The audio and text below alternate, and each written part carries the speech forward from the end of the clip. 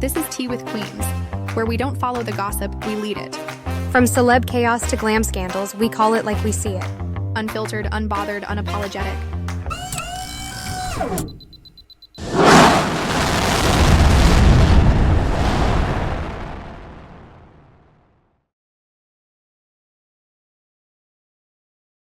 So, we've got some pretty staggering details about Seann William Scott's finances after his divorce.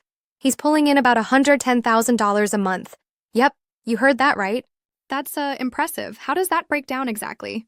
Well, his income comes from a few streams.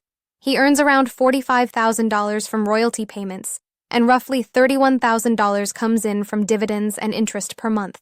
Plus, he's got about $158,000 sitting in cash and accounts. Wow, so it's not just one thing, it's a mix of steady revenue and investments. Exactly. And, beyond his monthly income, his assets are like off the charts.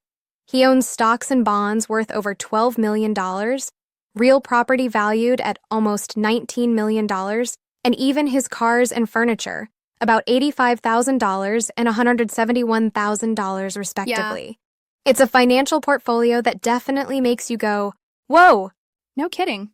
And what about his bills? It sounds like his expenses might also be pretty high. Right. His monthly bills roughly tally up to about $60,000. Property taxes take up $15,333, and he also pays nearly $8,000 for childcare along with, other living costs.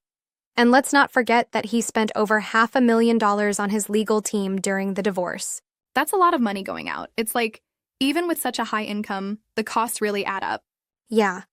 And there's a bit more drama here. He's currently in a custody and child support dispute over his 5-year-old daughter, Frankie, which probably plays into how these money details are scrutinized in court. Right. That custody contest must put so much pressure on both sides. Do you think these financial breakdowns affect his negotiation strength? Well, it's a double-edged sword.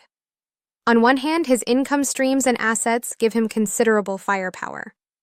On the other, high expenses and significant legal fees really cut into what he can flex financially in these battles.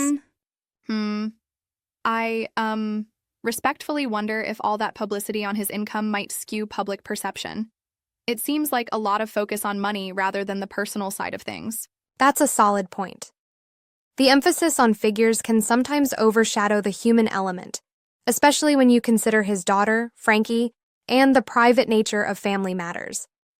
It almost feels like, a high-stakes game where every dollar counts and perception matters just as much as the numbers. Yeah, definitely. And also, the fact that they terminated spousal support rights during the divorce shows a mutual financial disentanglement, right? Exactly. Both parties agreed to handle their finances separately, which, streamlines things, but also means that every monthly figure is under a microscope in these high-profile cases. It's fascinating how celebrity finances aren't just about glamour. They really reveal the complexities behind high-profile divorces and custody battles. Absolutely. And while it's easy to be dazzled by the six-figure monthly income, the real story is in how those numbers interact with expenses, legal fees, and family dynamics. Right. Yeah, it really puts into perspective the balancing act between wealth and the hefty costs that come with such a lifestyle. No doubt about it. It's like, a constant negotiation between earning big and spending big.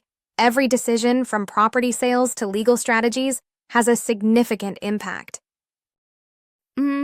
Well, that's definitely food for thought. Thanks for breaking it down. It's been a really enlightening look into the numbers behind the headlines.